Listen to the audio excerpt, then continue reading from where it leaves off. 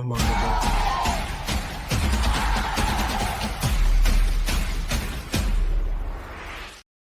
Welcome into the Bobby Carpenter Show, and excited to have everybody in here with us today, Schlags. It has been a fun week. There's been a lot of different action, a lot of stuff going on, and with that, hopefully everything is good with you. Hopefully you're in a good spot, in a good situation. A little chilly here in Columbus, Ohio today, and that's all right. Hopefully it'll turn and get a little warmer. We got a big Easter week. A lot of guys are obviously finishing up their 30 visits for Buckeyes, finishing up that. They just finished up spring ball, went to the White House yesterday, Schleg. So I awesome. know we've got a lot of nuggets in there from the White House that you're very excited about. The best Buckeye team that is around there. So pretty excited with all of that. What was your takeaway with anything of that? We can start pulling up some of the stuff there. Pull it up, man. I just got done. This is great because like today, Right. my alpha females, the Fury, they got back in town super late. My flights got delayed. I got in super late. I got them all gas station ready t-shirts. We actually had a great dialogue of what to me, like I tell you guys, like gas station ready, like big traps, pumping diesel in a truck, like don't mess with that guy. Then I'm like, what does that female kind of look like in my mind? And I was like, what if you roll up on a female and she's out there, she's like vaping. She's like vaping. She got monster quads, right? And yeah, I don't know. Something about like she like hit a vape and it came out or something. I don't know. I was just like, what does that look like? I don't know. I made them all discuss it, and it was quite hilarious. And Brian Peters got the sign every fired up. Every time I come out, I bring my vape out. Is that what you're saying? I don't know. I was just kind of like, we were just thinking of like because they're not, and they just played Vegas, and they got a red card, which was like you get a red card in volleyball. There's a red card in volleyball. Like you get a yellow card, like you're arguing a call, red card, like they'll fine you. And then they did this thing where they showed what a red card was on the social, and they're like, you got to take this down. I'm like, that's exactly what I want. I wanted that all season. Like, this is the chip I'm talking about, spike it in their face. All game, red cards all everywhere. Let's go. Anyways, it was great.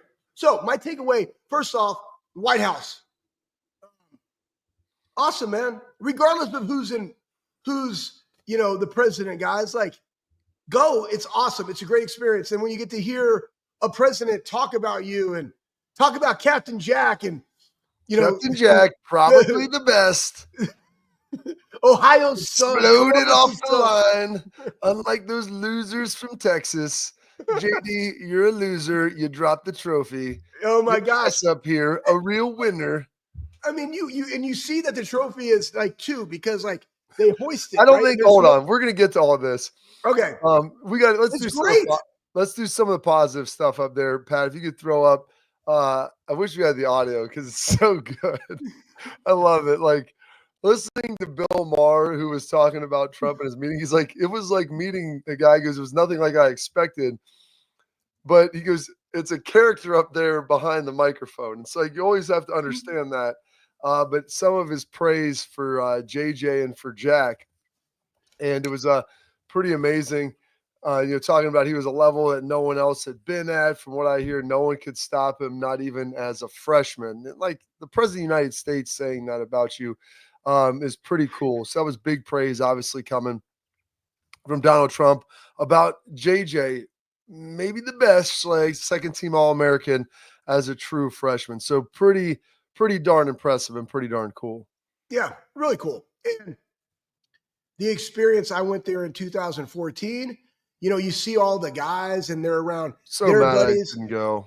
I mean, listen, man, you're making memories, guys. Like these are the things that you remember. And again, we remember our bowl games and our teams, Bob, and then like these moments when you win a national championship, like there's only one team that does that gets to make that memory every single year. Our guys got to be able to go do that. And they all looked fantastic. It's just a great experience. It was great.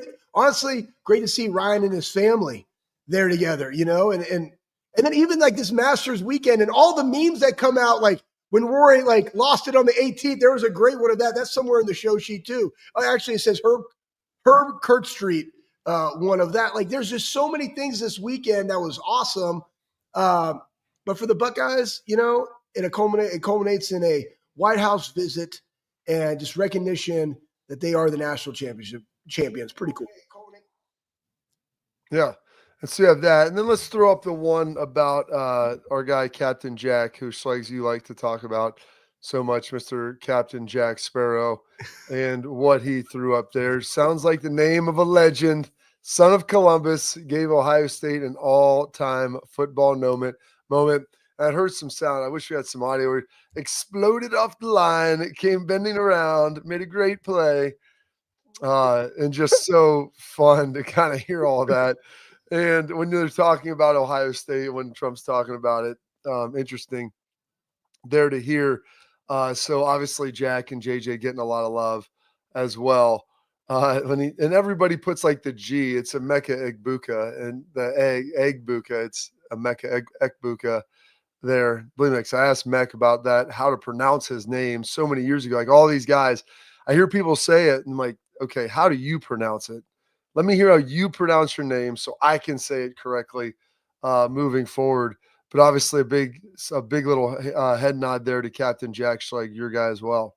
Yeah, I mean, everything that he meant to the team, being that first recruit, that relationship with Ryan Day, like you got to have somebody in that corner who's going to be the next one for them that steps up and that just carries that on. Who's going to be the next playmaker? And that's, again, it's great to remember, but I also think about when you evaluate the 2025 and it goes back to Caleb Downs talking about we haven't won anything yet, but it's the same thing. The coaching staff has to look at who's going to be that guy, who we got to build up over the summer, who developed that voice during spring ball, who's going to have it during that summer in that camp that's going to be that type of guy, that JT type of guy, the Lathan Ransom type of guy, right? The Will Howard type of guy on that side, the Emeka Egbuka, right, type of guy on that side of the ball. And we're hearing Carnell Tate's kind of stepping up that role. Brandon Ennis is already that kind of dog.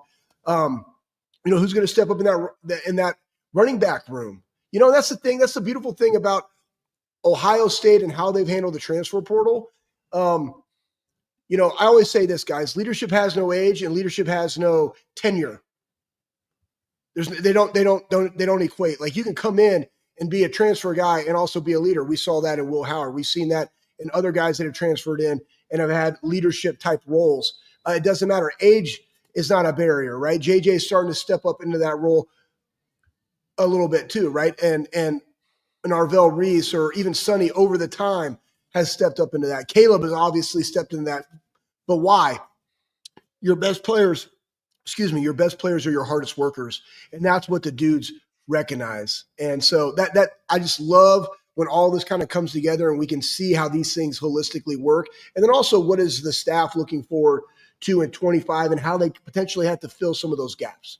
Yeah, it'll be interesting to kind of wrap that up. And then finally, Schlegs, we've got Bill Bender coming up here today, so a big deal with him. And then we've got the Vice President, J.D. Vance, picking up an Ohio State Buckeye alum, which I think is huge. And regardless of your political affiliations, like if you're an Ohio State alum, like that's a big deal. I have to listen to all the people at Michigan talk all the time about how Gerald Ford went to Michigan and he was the president of the United States and whatever. I say Buckeyes. And so I would like to hope one day JD could be the president so I don't have to listen to the people from Michigan say that anymore. And you have someone from the state of Ohio who went to Ohio State University, ultimately being able to fill out that box. However, it wasn't his proudest moment yesterday, Schlegs, when he was picking up the trophy. And here's the problem. Like, I don't know if these guys knew that the trophy, was in two sections. You have the base and then you have the phallic top, Schlegs, the cylindrical phallic top. And poor JD, I mean, he tried to tip that thing back. I think he thought it was all one. And then poof, David Copperfield, this happened.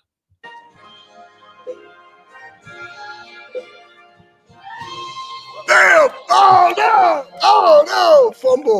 Fumble. Yeah, the great comeback, him knowing Ohio State football, like, you know what? Hey, Trevion Henderson, kudos to you. Never lost a fumble in your entire career. One day. Done. Yeah, so he actually was able to go back into that, lean in, like you said, and give Trey the credit for never fumbling, never losing a fumble over his 4 years. I don't think he put one on the ground since his freshman year, maybe his sophomore year. So unbelievable, 2 to the ground, never lost one. And Yeah, you can see him. You tip it back, and like you can see it start to split. I'm like, oh no, because the top I saw it happening. I saw it yeah, happening. the top is a little lighter, and the bottom is obviously much heavier piece. So that base started to go, and it was not a good situation. And unfortunately for JD, Vice President JD Vance fumbled it. Jim Tressel, I think Governor DeWine and Lieutenant Governor Jim Tressel were there. So that was obviously a win. And did I tell you, did I say on the show yesterday, I had tickets. I could have got tickets to go. And unfortunately, I had to teach my class yesterday. And so I wasn't able to get out there and see those guys and be a part of it. Because it's one of the cool things. You get, Yep. I mean, there's one team a year that gets to do it. I was talking to Cody Simon. I was like, dude, it was opportunity of a lifetime. And I'm like, unless you win a Super Bowl, to be able to go back. And there's a cool picture of Emeka sitting in the Oval Office, in one of the chairs, and you can see like the curvature of the room. I'm like, man, that's pretty darn sweet. So just a lot of really cool things that ultimately happened. We've got Bill Bender coming up. We got, and Pat's saying in the chat, we got IGB who was up there dancing. They were all, it was having a good time, man. It's a celebratory deal. It was the last act that they get to have. And, before we get to Bill, I want to say this, because we had talked a little bit with Lathan about this yesterday, where, not everybody got to go on this. There were guys that had, NFL visits, which I'm not saying it's not important. I think if you could tell the team, hey, I'm flying, and I'll fly out right afterwards. I'll bring my bags with me. I'll fly. They'll take me to the airport, and I'll fly to where I need to go. We can meet the next day, or I'll meet the day before and fly me to Washington, whatever it is. But I want to make sure that I can do this because it's a once in a lifetime deal. And just the fact that, like, are those guys going to be together, in the future? Like, every one of them. Yeah, there'll be groups, there'll be pockets, there'll be guys that get together, but that whole team will probably not have that opportunity. So maybe ever again since the celebration. If you look at my 2002 team, the 10-year anniversary, there were still some guys playing. AJ, a handful of dudes. Dante, I think they were still left playing in the league, and I had just kind of finished up at that point. So there was Mangold. So there was like 7 or 8 guys that didn't come for that. And I think Chris Gamble came that time. He didn't come for our 20th. So he didn't come to our 20th. But by the time we got to our 20th, there was a handful of guys who had passed away. 4 guys off of our 02 team had passed away. And so there's no guarantee there'll ever be a time where everyone will get back together again from that team. It's such a special run. And so you try to embrace it. You try to cherish it and understand what that ultimately is.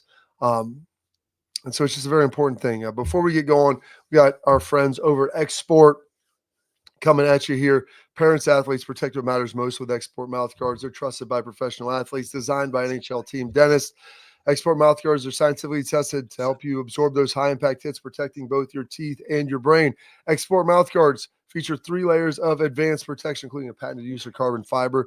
That means they custom 3D print that bad boy to fit your grill for more protection, better performance, max comfort, and clear communication. So you can focus on your game, not on your gear. Don't take chances with your safety. Visit xsportguards.com/Bobby today and save 15% on your order. Xsport, protect what matters most. You're got Bill Bender of the Sporting News coming up next.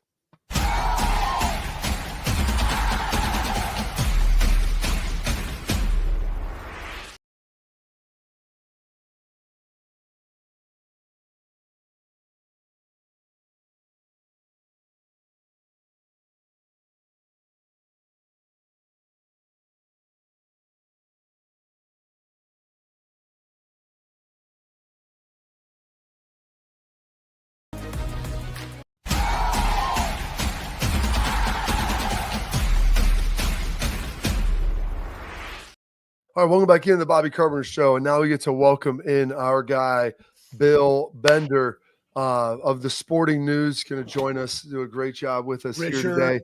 Schleiss likes to call him Mr. Richard Bender. Bill, a lot of crazy stuff happening in the world of college football and kind of the last 72 plus ish hours, maybe going back all the way to Friday with the Nico events and timeline. Do you kind of want to outline that as you watched it break down and your kind of reaction to each progressive interval of how that went? Yeah, it started with him skipping practice, right? And then you're talking through that with editors, and you're thinking, is this a big deal? And from the shoot, I said, yes, it's a big deal. They're 1 day away from their spring game. The optics of it are poor. Is this an actual holdout?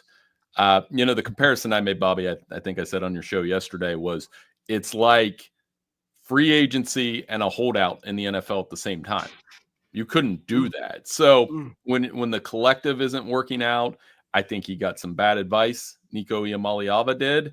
And I'm hoping this isn't a trend. And I'm hoping, and at the end of the day, there was a little bit of, hey, good for Tennessee. Good for Tennessee to say, hey, we'll roll with the 2 guys we have on scholarship. We'll shop in the portal when it comes open. When the portal's being used as a leveraging tool to get more NIL money, I'm pretty sure that wasn't the intent of that when they passed this 6-7 years ago, when they started with the transfer portal in 2018. Hey, throw that up there real quick, because I'm going to ask you about this, and this goes into that. So there is another thing I saw on the IG, okay, and others like Nico and others were considering opting out of the CFP, and the reasoning, and trust me, I understand kind of the optics of it, right? So normally, I want everybody to understand this, because honestly, the blueprint to how to do this, Bill, is the NFL. And this is how the NFL does it, everybody. So Nico and them, their speculation, they were talking about opting out of the college football playoff. Why? Well, you pay me X amount of dollars to play 12 games, maybe a conference championship being the 13th, but now I'm going to the playoff. Well, what do they do in the NFL? You get a playoff bonus, and it's the same for every single player. And so now you have somebody that even before they were going to that game, of which they just absolutely got belt to ass, trying to sit out. Think about that. We're talking about people trying to poach our guys to go to other teams. And here's a team that's trying to keep their own guys ready to go for a college football playoff. Like, that's is that how it started, Bill? Is there credibility to this? Well, 2 things. One, and I've told this story on here before, but I remember that Tennessee game, standing next to Bobby in the end zone, and Bobby saying out loud, and I don't think he'll get mad, he said, I would have given $1 million to play in this. The playoff, because you guys didn't have the opportunity to play in a playoff format where you could feel the intensity on the field and those kind of things. And at the time, it's funny that I was impressed that night with Nico's toughness, because he had lost Dylan Sampson in that game. He had 20 carries. He was getting drilled by Ohio State players. There was a couple hits on there where, it was cold and that had to hurt, but I came away with a very different picture of him on the field. What's gone on off the field the last 72 hours, I think he's going to have a hard time overcoming, because this isn't the NFL where Joe Burrow or Jordan Love or Caleb Williams can hold out at OTAs, then they get the money. And again, you guys were, you know this, the locker room dynamic in the NFL has to be different than college. And it sounds like from the reports, the Tennessee players in that locker room, and you guys know what that's like. I don't, but it sounds like they were pretty fed up with the situation. Well, and because sometimes it's what's driving the situation, Bill. And I think as we begin to take these next steps, I talked to some people down in Tennessee, and they believe that this was a little bit more of the problem, maybe with the agent and his father. And Nico also has a younger brother who's like a high 4-star recruit quarterback, very, very talented. And I think Nico's really, really talented. But I think some of this, Bill, and I don't know how you control it and how do you try to, button some of this up, is trying to understand the player versus their family and their agent, and maybe who's best interest at heart when it comes to this. For sure. And you could say dad get in the way, and we're all dads too. And you understand where, when I'm dealing with my kids, I try, it's almost the opposite. And I'm not saying I'm the perfect sports father by any means, but when kids make mistakes, I say, you're in 8th grade. All right. There's plenty of time. We're not anywhere near high school, those kind of things. We just want to be supportive in every decision.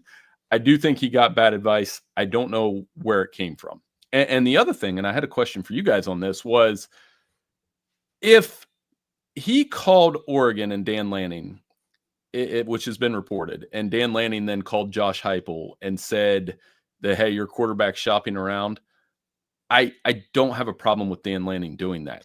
I honestly, I don't think he's playing games there or trying to mess up the situation, because I think if I'm Josh Heupel, I want to know if those things are going on, so I have a feel for who my leader is. That's another thing that doesn't happen in the NFL. Like Aaron Rodgers. Well, maybe it does. Let me stop. Yeah. Let me pick a different quarterback.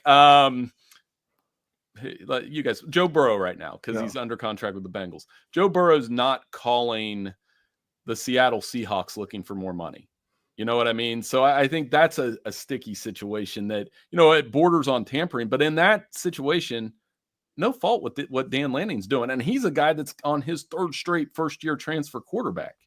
Well, I think they went to Dan Lanning because he had a transfer quarterback, not a solidified position, to say the least. It wasn't they had an incumbent starter. And here's Bill, this is why I don't have a problem with it at all. Nico wasn't in the portal yet. Like he was still like he hadn't officially gotten in. So there is supposed to be tampering. You're not supposed to be able to talk to players that aren't officially in the portal. And how oftentimes now, Bill, do we see like, this guy gets in the portal and in like 2 days he's out and on to his next. So obviously a lot of times there is some priming that's going on, but the fact that his agent was out there shopping prior to him even getting into the portal is what was pretty wild to me. And that's why I think Dan Lanning, some of the coaches, I want to say they're fed up, but it's like, you're going to use us to leverage against yourself. If he's going to tell you that we're offering him $4 million and this is why he needs it, well, he's the one that's calling us. And by the way, we're not putting that out there for him. Right. And if you're leveraging that to get $4 million, and at the end of the day, and some people are afraid to say this, and I'm not, I don't think Nico Iamaleava, I don't think there are too many quarterbacks in college football at all that are worth $4 million a year. When you compare that to, I was saying, Justin Fields is making $5 million with the Jets this season. And some people might use that as an opportunity to make a joke about the Jets or whatever. But you have to consider, remember how good Justin Fields was at Ohio State? Yeah. And I don't think he was worth $4 million at the time as a college level quarterback, because I think you have to put in the time, get to the NFL, get to a point. I mean, Brock Purdy is making $5 million this year. Again, you can make Mr. Irrelevant jokes. He has started in a Super Bowl. So I don't think Nico Iamaleava, when you look at the stats across the board, is a $4 million quarterback. I think it's questionable whether he's worth $2 million as a quarterback, even though he did take them to the playoff. And again, good for Josh Heupel, because if you look at the production in his system, Hendon Hooker, Joe Milton, what happened? They got to the league. Day two guys, but they got to the league. And I think his quarterback-friendly system is going to produce other NFL quarterbacks, and they showed that they got one coming in 2026. They don't need Nico. And I think even if they go 8-5 this year, and by the way, we're supporting Vol Nation right now as a call, and that's the craziest thing that might have happened this weekend. Is everybody's rallying around that fan base, which never happens. Well, I mean, they even talked about, like, if they would have folded, and that's kind of it too, right? Like when you're the head coach of a premier program, which Tennessee is a premier program, and you have a certain amount of life, and you're like, man, I'm going to put all my chips in this basket, pay this guy. The expectation of you going further in the playoff just gets significantly heightened. For sure. Right? Because we're all in. Go back to throw up that Dan Lanning one where it kind of goes through. And I'm interested to see if this is actually accurate. Like, he hasn't signed with USC, I don't think. But to Bob's point, there is that freshman wide receiver from Stanford. Like, the portal hadn't even opened, and everybody's like, he's going to Texas. And then he goes to Texas day one. Like, it's funny.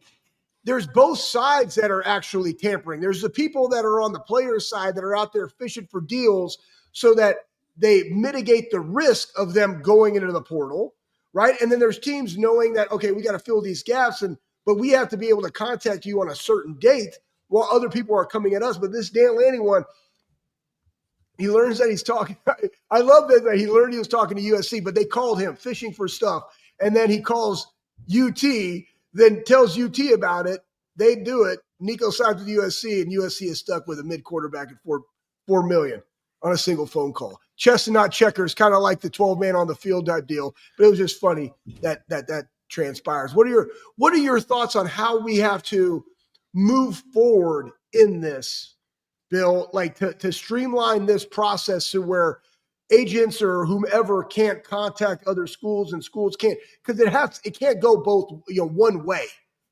Right. What's the solution? Well, and I think it's stunning to me that the people around Nico didn't anticipate this reaction. I called that from the start. I said, he's going to be a loser no matter what happens here. If he gets the raise, and he comes back to Tennessee, they're going to hold him to an impossible standard. If he doesn't, if he goes elsewhere, can you imagine if he ends up playing Tennessee? I know he can't play in the SEC because of spring portal transfer rules, but to me, it's the tipping point in some ways, is that, okay, you shouldn't do this. The spring portal is going to be, it's not a leveraging tool. If you wanted to do this, you should have just entered the portal after the Ohio State game. I know you only had a week, but you still could have done it, and that would have sped some of these things up. And hopefully, I know we've had the contract talk for a while on this show, but it's one step closer to maybe we get these guys under contract. So the two sides you mentioned aren't always, they'll still be at odds, but it'll be less gross. And once it got in the public eye with Nico, I knew he was done. Absolutely. All right, we're going to take a quick break because I want to ask Bill what the real crux of all this could be of why he ultimately didn't get paid. We got that coming up next.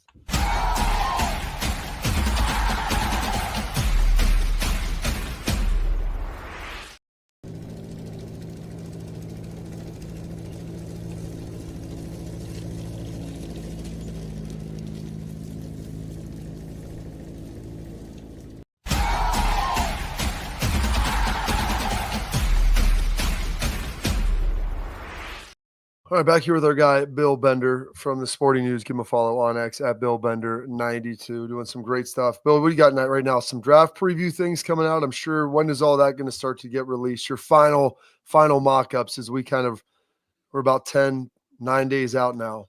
Yeah, and several of those Buckeyes that were at the White House yesterday will be part of that coverage. I'm working on a feature about Cam Ward right now. And there's a guy here, let's bring this full circle a little bit. Cam Ward was a guy that had 0 stars.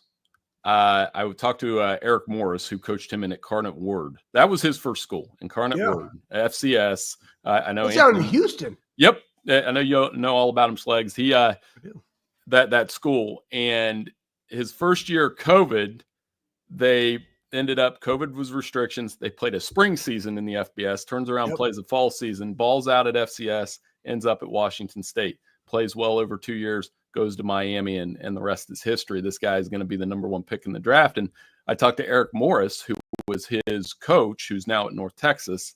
And it was funny. He said, he was a wing T quarterback in high school, but we kind of recruited him based on his competitiveness, watching him on a basketball court, because they knew he could move and react and make quick decisions. And he ends up fitting in that offense. So it's another, my PSA every week is allow your kids to play multiple sports. I think Cam Ward is going to be another example of that. So we talked about Cam Ward, and you look at guys who could have maybe done this and maybe leveraged up and maybe got what they wanted, maybe from their school, if not from there, somewhere else. Like Cam Williams coming off a Heisman Trophy, possibly Bryce Young, like guys like these big time quarterbacks, or not Caleb Williams coming off a Heisman Trophy, like guys like that. But the reality is with Nico, like he was a big time prospect, but he's always been a highest dollar type of guy. And is the reality, Bill, if he was just the best quarterback or one of the top 2 or 3 and viewed as indispensable, that may have made the difference of whether he got paid there or maybe even got paid somewhere else. Well, and this is the world we live in. I wrote about this yesterday. The transfer rate among 4- and 5-star quarterbacks is absurd. If you go back to Drew Aller's class, 2023, Drew Aller and Cade Klubnik, 72% of the 4- and 5-star quarterbacks in that class have transferred at least one time. So we could sit here and criticize Drew Aller and Cade Klubnik, but I would argue that Clemson and Penn State have got a return on their investment, especially with both of those teams going to the playoff last year. Some guys have transferred twice. So, and then Nico's class, that stat that was going around yesterday is, of the top 8 quarterback recruits in that class, Arch Manning is the only one that hasn't transferred. So the story to me is it's already more difficult to hold on to a 4- or 5-star guy. Most coaches, I think, would prefer to develop their own options. As far as Ohio State goes, I don't look at Julian Sayin as really a transfer.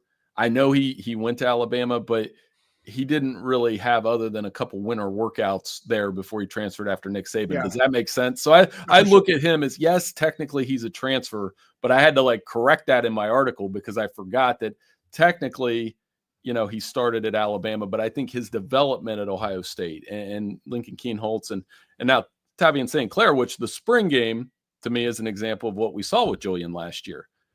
Don't overreact to St. Clair's interceptions. He's still settling in. It's a lot faster than playing in high school. Yeah, 100%. And, I'm going to touch on that Arch Manning thing. He had a great quote, and it was, I want to be the quarterback of the University of Texas. And sometimes it's worth the wait. And I think that that's where, when you are these type of schools, you go with the people that also want to be there. And I think that when your true colors show out, when you're constantly every single year trying to negotiate, and we're not saying like don't get yours, but I think it goes back to what we talked on the show with you about, Bill, is it a 2-year contract? This is what you make. And then after that, those other potentially 3 years, it is a year-by-year basis, but there has to be a cycle of that. But I do like the fact that sometimes it is worth the wait. You know what I mean? Because you have continuity. I think so many times we forget everything that goes into changing school. Why doesn't that quarterback in the NFL work? Oh, he's terrible. Guys, he had 3 freaking offensive coordinators his first 3 years. You know how hard it is to learn a new system every single year? Like, that's kind of the point of this. Yes, there's some great stories, but those stories happen when guys played a lot of ball that went to other places, a.k.a. a Bo Nix, a.k.a. Will Howard here at Ohio State. For sure. And there's different ways to do it. Ohio State, they've proven the last couple seasons that I do think Will Howard will be a day 2 guy. I'm not sure he'll be, but here's my point. Before that, they did have a run of first-round quarterbacks, and it became a little bit of a pipeline. Kyle McCord's probably going to be a day 2, maybe D3 guy or a day 3 guy. So the example I would use to waiting and being able to wait your turn in one school that's done well with it is a school that gets criticized a lot and not necessarily loved in Columbus. But I think Clemson has done a great job over the years doing that. Cade Klubnik waited his turn, and now he's the second-year starter. I'm guessing he'll get a shot. He was pretty good last year for them, and they didn't have great receiving options. They've had Deshaun Watson. They've had Trevor Lawrence. They've had Taj Boyd. That they are very similar to Ohio State in some ways with how they've managed the quarterback position in the college football playoff era, with first-round guys and then with a guy like Cade, who was a 5-star quarterback coming out of high school. So I've always thought that was the way to develop it. And then if I'm not taking that guy in the first round, I'm taking the guy that elevated the program. I think Will Howard elevated the program, especially in the college football playoff. But I'm talking about guys like, I always use Phillip Rivers as an example, and I'm pretty sure you guys played against him. He elevated NC State to a place that I don't think they've touched since he is gone. NC State was very good with him under center.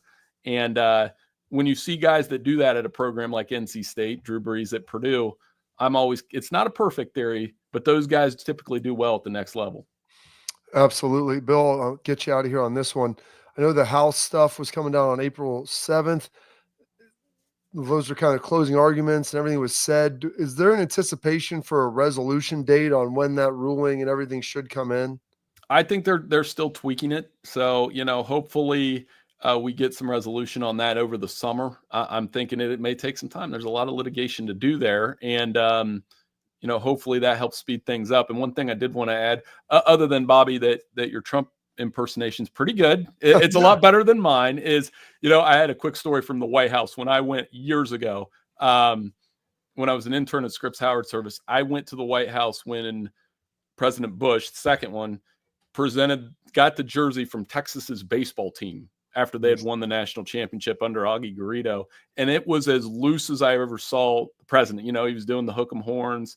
It was an awesome experience. And that's why when I watched that yesterday, I went back to that because everybody should have that moment or treasure that moment when you get to go to the White House, especially meet the president, do a jersey ceremony. I'm sure all of those Ohio State players didn't take that for granted, even with JD kind of fumbling the trophy a little bit, because it's been 20 years since I did that. And I still remember where I was when I was doing it.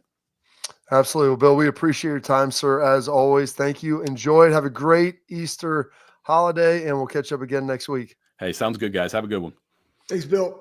There's our guy, Bill Bender. All right, coming up next, we have got some headlines, and in our headlines, we're going to do a little player preview. I believe, Schlegs, that's going to be with our guy, Mr. Quinshon Judkins. But before I get to that, I want to tell you about brand new brand, Schlegs. We got some new stuff coming out here. Our friends over at Backer, they've got some premium Buckeye jackets and hats. I'll have to get one on. They sent me over some stuff. It is absolutely tremendous. They've got unbelievable quality. That's what they wanted to focus on, is make unbelievable stuff. It's a premium product. It may not be the cheapest, but it's a tremendous value because you're going to put it on, Schlegs, and it's going to feel great. It's going to look great. They've got these pullovers that are tremendous. They've got lightweight half zips, patented this patented fabric technology in there. You're going to put it on, and it feels like sweet golf gear, sun protective, ultra lightweight. They're going to check all the boxes for you. Use promo code Bobby, all caps, for free and expedited shipping, so you can get that there. Again, that's Backer. It's BCKR.com. Go check them out or follow them out on Instagram. Coming up next, Schlegs, we have got our headlines, like I said, the Quinshon Judkins breakdown with our draft preview here on the Bobby Carpenter Show.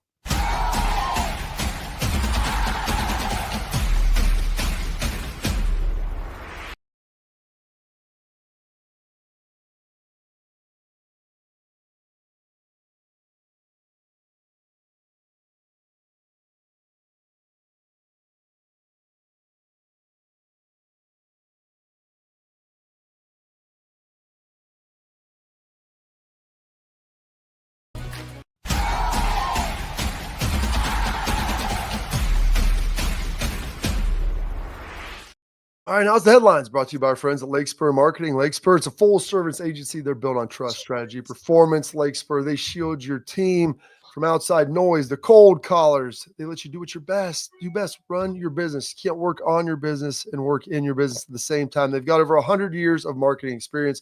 Lakespur eliminates the waste, and they deliver on budget and hopefully on time as well. They don't chase clicks. They build partnership. Lakespur Marketing, the proof is in the partners. All right. Going to do a little draft breakdown. Hopefully later this week. I think we might have to hit Cody Simon, trying to get him on. A bunch of guys finished up their last 30s visit, Schlegs, which end here in the next couple of days. So I think it's Friday. So a bunch of guys are getting them in here, but I think we might be able to get a few guys on. We're talking now about Quinshon Judkins. So we talked about Travion Henderson. Quinshon, 6 foot, 221, third-year junior. He's about 21 and a half, getting ready to turn 22 years old here later this year. Transferred in from Ole Miss. You'll watch what the guy did there. He's a big, thick, powerful back. He's got really good speed. He's a 4.4 guy, ran well at the combine, thick legs, explosive, well-built contact. He's got, Coach legs, rocked up quads. I know rocked up. That. Well, that gets you excited in an uncomfortable way. Great balance, great strength. It's tough to get him to the ground. Like tackling, you can see when you tackle Quinshon, it's a full day's work. He's going to run. Doesn't slow into contact. Does a good job finishing his runs. Good vision. You watch him, the cutbacks, the creases, the big runs, obviously against Notre Dame. Plant and go, good acceleration. He's kind of got everything that you want, Schlegs, when you start looking at a running back as especially first and second down, and he does a good job with ball security and can catch the ball pretty well as well. Yeah, I mean, also thick cylinder, big neck, right? That's when you have those dreads like that. And he is extremely powerful. Like his squats, everybody talks. There was a huge debate about like Jalen Hurts squatting like X amount of pounds and stuff, and it's funny, like I just like watching the strength coaches talk about that, and they're talking the people that don't like the squat, right, which is the king. They say a bunch of other stuff. Like but people that skip leg day eat tofu because they want their food to be as disappointing as their life. No doubt. And Q, like what I love about Q besides his smile is, and this is what resonates to me. Well, I love his hair, but it's when a guy can come in and you hear some things, right, from Ole Miss. And we're very fortunate because of Mick and a lot of people. Nick Savage, the head strength coach at Ole Miss. And I just remember talking about, you guys will absolutely love this kid. He is awesome. not a good fit here will be a great fit there. I saw this kid with a smile on his face all the time. I saw him come in here, go against a guy named Trevion Henderson, and just compete every single day. And I saw that like just I don't know if the maturity is the right word, but just the buy-in to competitive excellence on a daily basis. I might not have it in the tank, but I'm going to go find it. I'm on fumes. What do you think made him not a fit at Ole Miss? Like why wasn't he? What was going on there? You know what? I honestly don't know. And guys, I'm telling you what, this is one of the things that I love about Ryan. And again, coaching has changed. And meaning this, like it needs to change because the demographic has changed a little bit, but it's all the same thing. And that's to what I call like extrapolate their greatness. That's what coaches do. Like you got to go get in the weeds, talk about Lakespur Marketing, talk about relationships and partnerships. Like how do I communicate? How do I build trust with this player to go do what his body and his mind don't want him to do, because I know that there's greatness in there. And you couple that with like Coach Locke coming here. Do you think you're a perfect fit? Do you think you're a greatness farmer? Like you're going to grow the greatness in others. Let me farm the greatness out of you. Let me just put those seeds of greatness inside of you. I'll farm it out. And so Q, like part of the reason not a fit, like you watched him down there, Strikes. I believe he led the SEC in carries and yards for 2 years. He was a workhorse for him. It's like, hey, do I want to come back here and get 400 touches for 1,700, 1,800 total yards? Or I could go to Ohio State, get 1,000, average like 7 or 8 yards a carry while Trey's averaging about the same. He gets a little more in the pass. I get a little more in the run. By the way, this is when I knew Quinshon was a dude. Not when I knew, but it's solidified beyond all it's an indicator. doubt.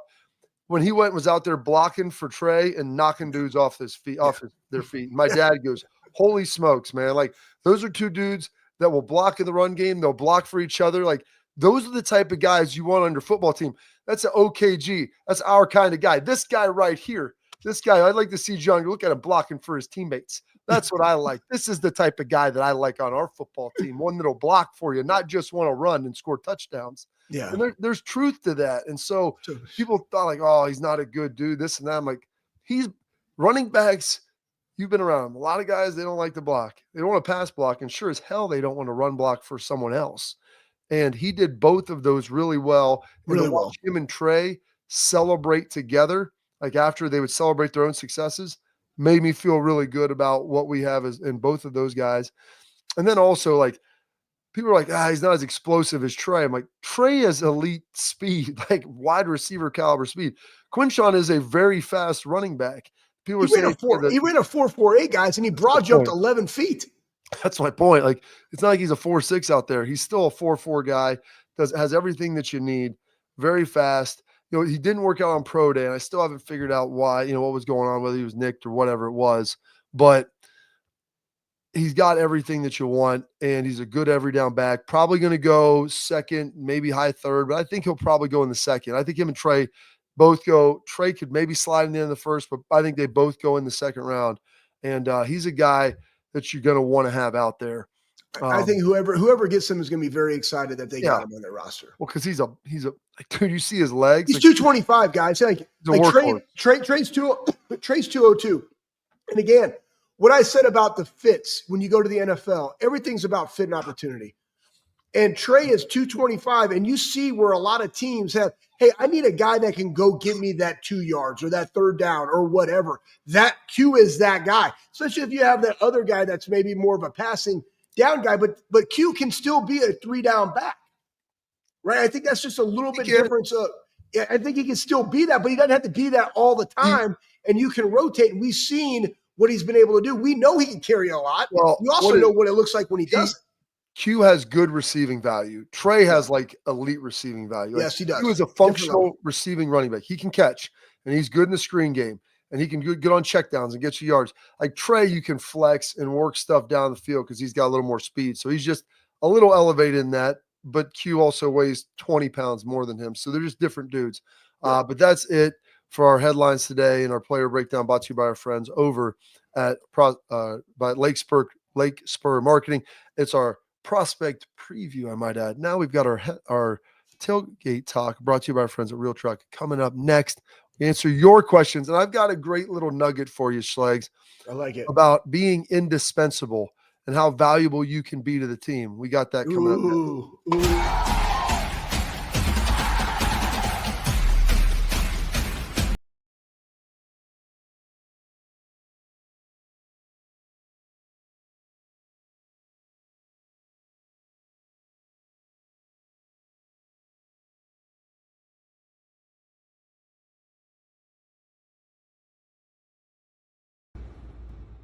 The Big Play Sports Network.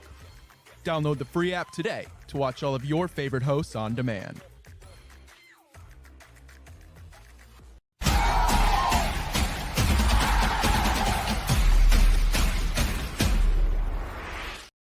All right, welcome back in. We got our tailgate talk brought to you by our friends over at Real Truck. Go to realtruck.com. Bring your truck, Jeep, or Bronco to life at Real Trucks, just like we did. They got everything you need for this spring. So accessorize it, get it souped up, and get them ready to go. All right, we got a couple questions here before I get to indispensable man. Question coming from Steely Matt. What do we need in the transfer portal? What positions?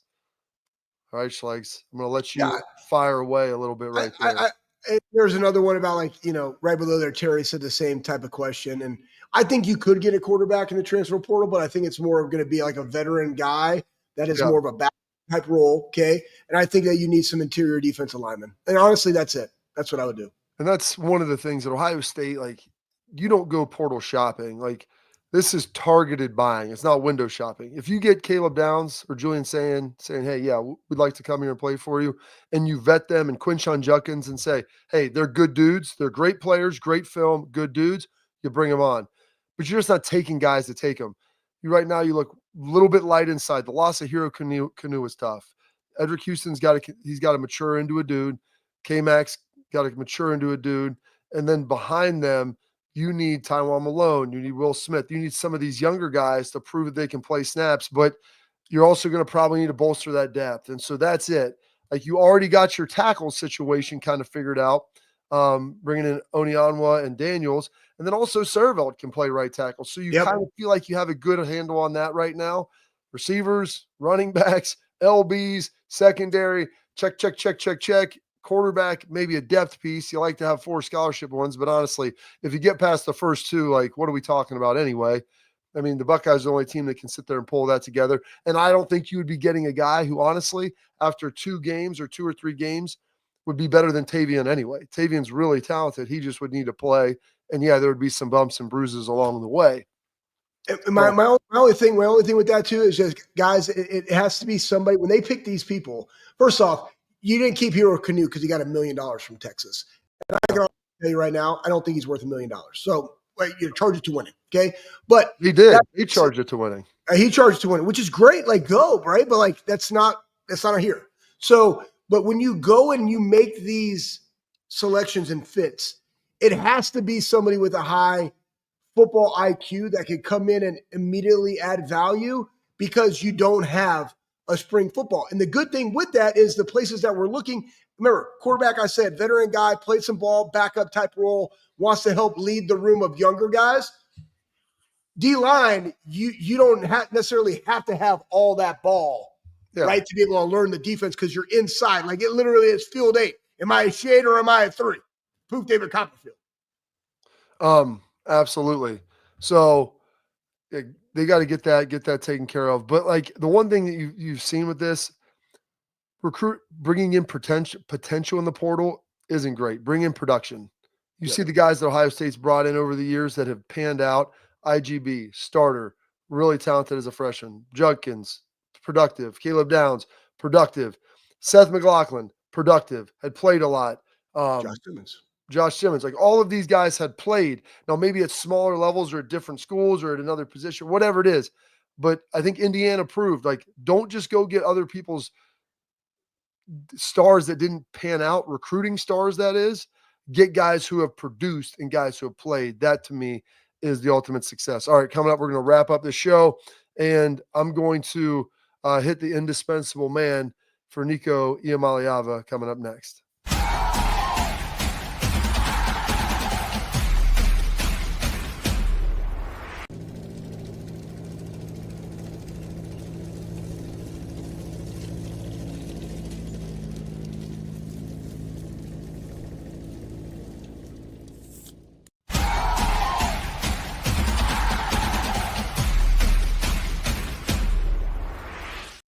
All right, here we go. The indispensable man. My brother shared this with me, Schlegs, and I think it was from D'Antonio that gave it to him, I believe. Have you ever heard of the indispensable man? Yes, I have. Get Tress off the screen. He's not going to. He's going to go away for now. He would appreciate the indispensable man. And so this is for Nico when you try to get all the money, and maybe more for his parent, his dad, and his agent. Sometimes when you're feeling important, sometime when your ego's in bloom, sometime when you take for granted you're the best qualified in the room, sometime when you feel that you're going would leave an unfillable hole. Just follow these simple instructions and see how they humble your soul. Take a bucket and fill it with water. Put your hand in up to your wrist. Pull it in and out, and the hole that's remaining is the measure of how much you'll be missed. You can splash all you wish as you enter. You may stir up the water galore, but stop and you'll find that in no time, it looks quite the same as before. The moral of this quaint example is to do just the very best you can. Be proud of yourself, but remember, there's no indispensable man. It's your little nugget for the day, Schlegs. The bucket of water. It's not going anywhere, and that is a team. And very few people can come and go and will leave an impact on it. Stay locked in. Stay tuned in. We got a big show coming up for you tomorrow with our guy, Aaron James Hawk, on the Bobby Carpenter Show.